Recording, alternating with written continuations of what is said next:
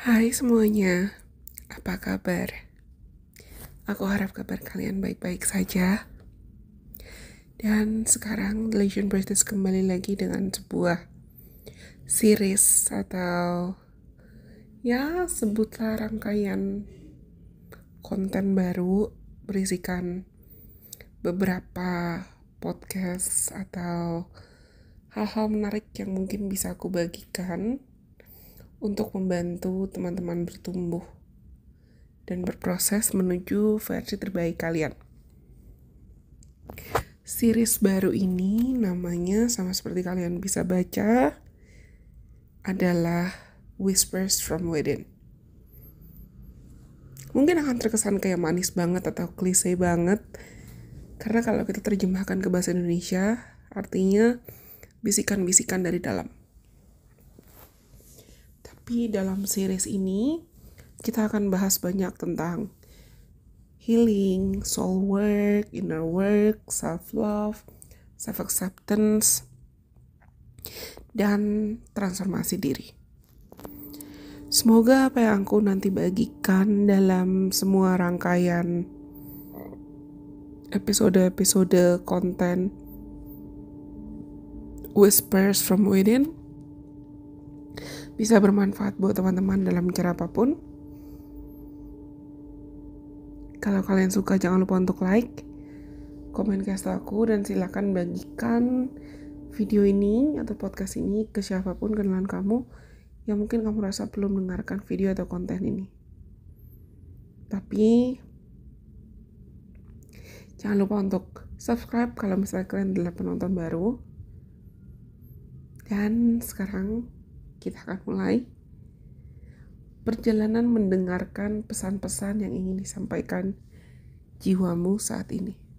Dalam episode podcast kali ini kita akan bahas tentang mother wounds atau luka dari sosok ibu, dimana aku yakin banyak yang mungkin pernah mengalami ini. Kalau kamu sekarang mendengarkan podcast ini, mungkin kamu sadar sudah waktunya untuk kamu menyembuhkan luka dan trauma yang mungkin menyakitkan. Bukan berarti kamu nyalahin mama kamu atau ibu kamu ya.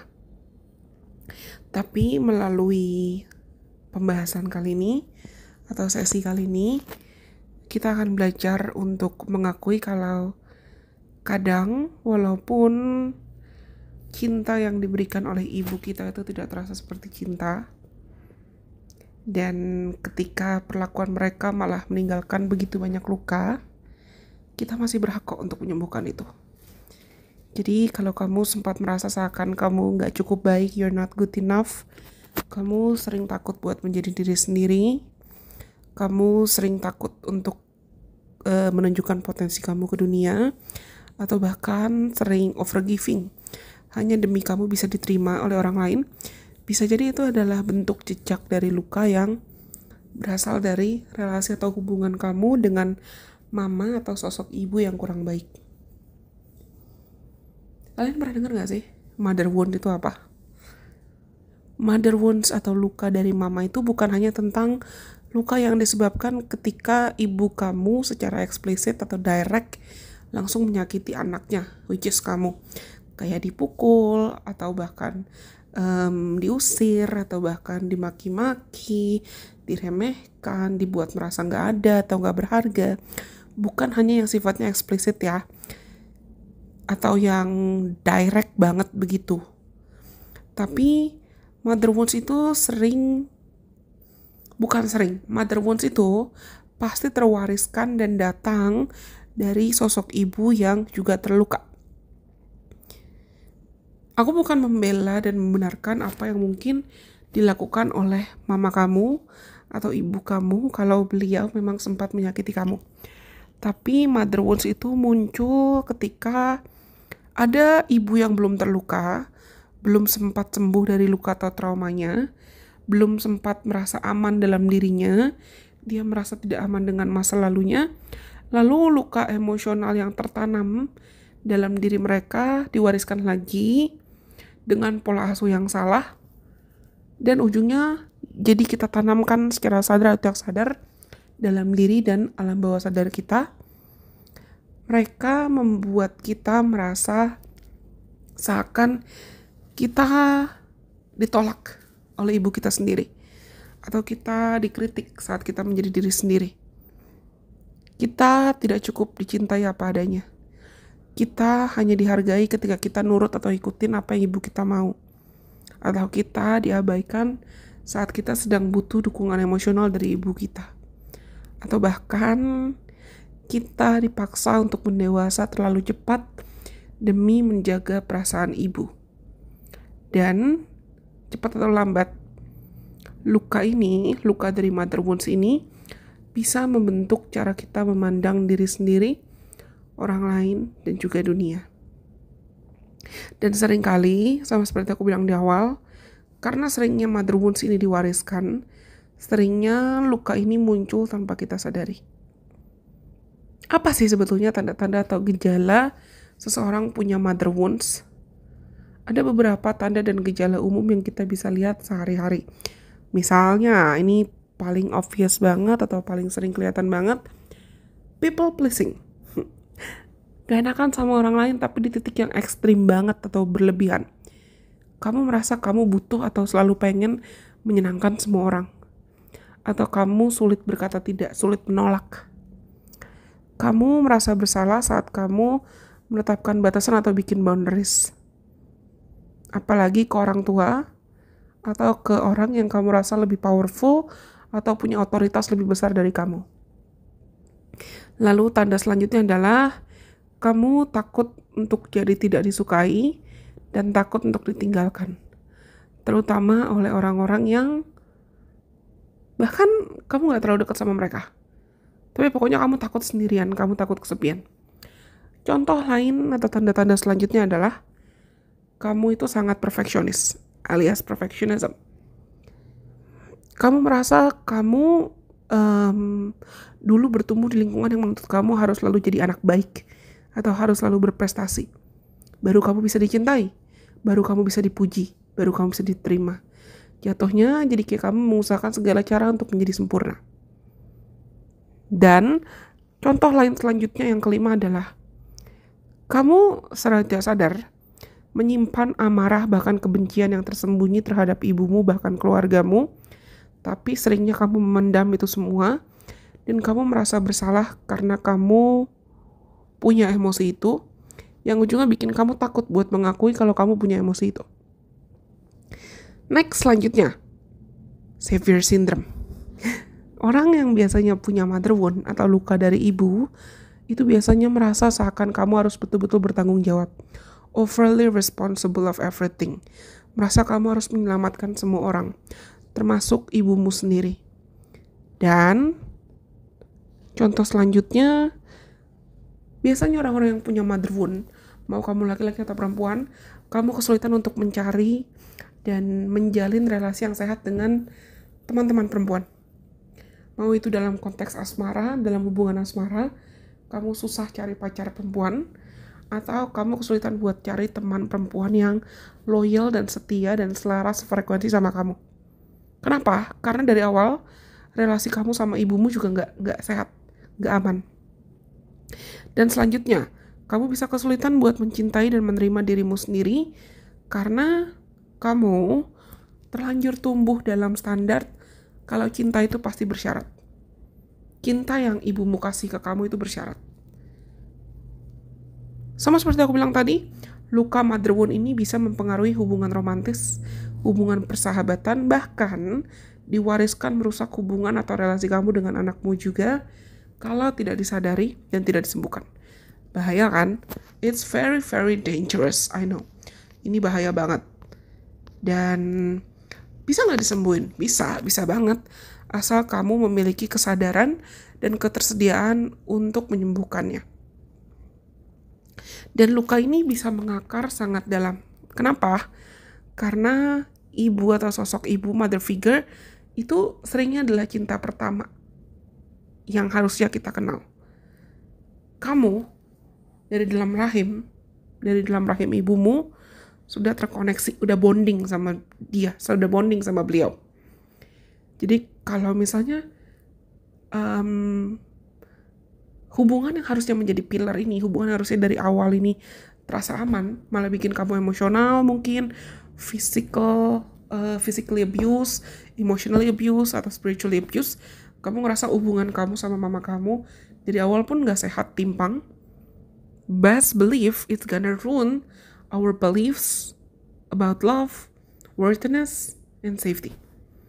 Cepat atau lambat, luka yang kamu rasakan dari ketidakhadirannya sosok ibu dan cinta dari sosok ibu itu bisa merusak rasa percaya kamu tentang cinta, keberhargaan diri, dan juga rasa aman.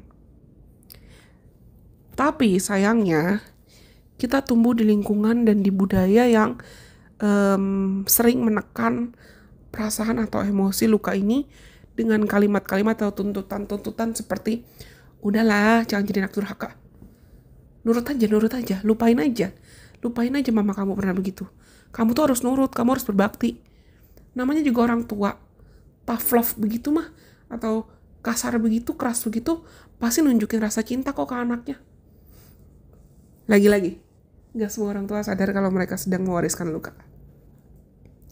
Padahal, kita bisa kok tetap mencintai keluarga kita dan mencintai ibu kita, tapi juga tetap mengakui kalau ada bagian dari diri kamu yang terluka karena ketidakhadirannya beliau atau karena luka yang diwariskan melalui hubungan kalian. Terus gimana sih cara mudah? Ada nggak kak cara mudah dan cara gampang buat menyembuhkan luka atau trauma lalu melepaskan kebencian dan lukanya? Kamu perlu mengakui kalau proses healingnya pasti nggak akan instan. Tapi kamu bisa mulai dengan langkah sederhana. Misalnya, 1. Akui dulu lukanya, akui dulu traumanya, akui dulu kalau mungkin kamu pernah tersakiti, akui kalau kamu pernah kecewa, akui tanpa sensor, akui dengan jujur. Misal kamu bisa tulis jurnal, kamu keluarin unek-uneknya, dan kamu tulis jurnalnya, kamu tulis apa yang sebetulnya masih menghambat kamu. Misalnya, kamu tulis pakai prompt, hal yang paling menyakiti aku, atau paling aku sulit terima dalam hubungan yang aku miliki dengan mamaku atau ibuku adalah bla bla bla bla bla. Atau kamu tulis, aku gak suka kalau mamaku bla bla bla bla bla. It's okay. Akui perasaannya. Mungkin kamu akan nangis di dalam proses mengakui perasaan ini. Mungkin kamu akan marah. Atau mungkin kalau kamu mau tulis, keluarin unek-uneknya di bawah, di kolom komentar, silakan. Aku gak akan menghakimi. Dan mungkin dengan kamu bersedia berbagi dengan teman-teman Relation Business yang lainnya, itu adalah celah, itu adalah cara untuk kamu membuka diri untuk proses healing yang lebih mendalam. Gak apa-apa kalau kamu mau nangis, mau marah, atau bahkan kamu merasa bersalah. Semua emosi yang kamu rasakan itu wajar. Jangan disangkal, jangan dihindari, jangan kabur dari emosinya. Lalu belajar untuk membedakan sosok ibu, sosok mama sebagai diri, sebagai pribadi, sebagai individu, dan sebagai peran. Mungkin ini akan terasa sulit, terutama kalau kalian itu terbiasa memendam luka dan menyimpan emosimu sendirian. Tapi tahap kedua atau the next step itu adalah sadari kalau mama kamu, ibu kamu itu adalah manusia biasa yang dia juga punya luka.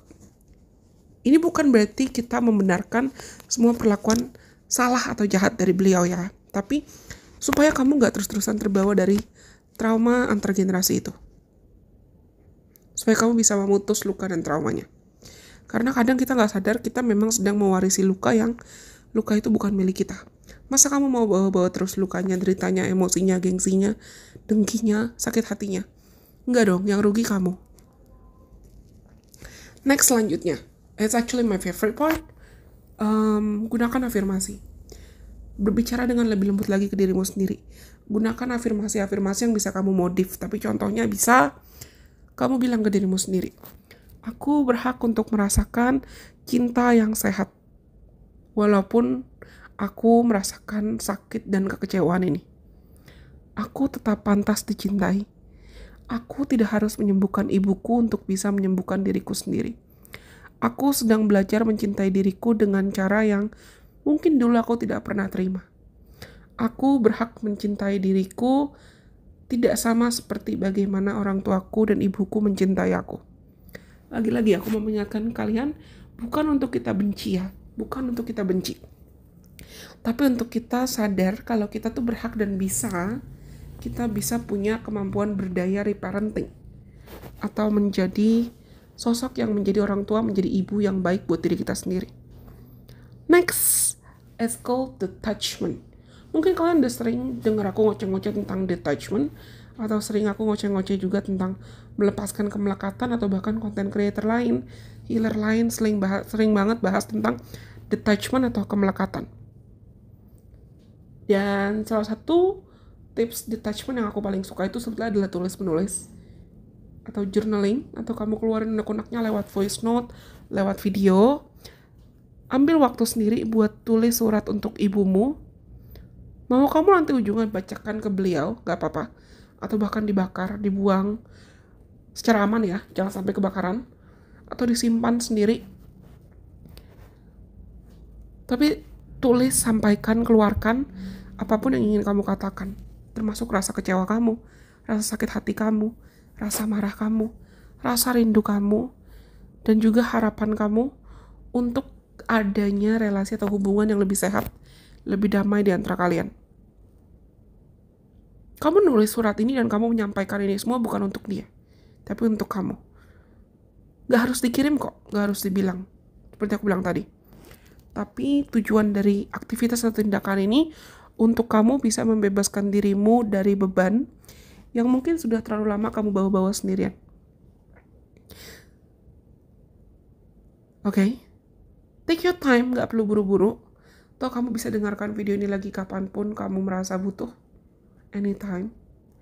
Dan kalau kamu ngerasa kamu butuh untuk guidance atau panduan lebih banyak lagi, lebih dalam lagi dengan Delusion Priestess, kamu tahu kamu harus cari aku kemana.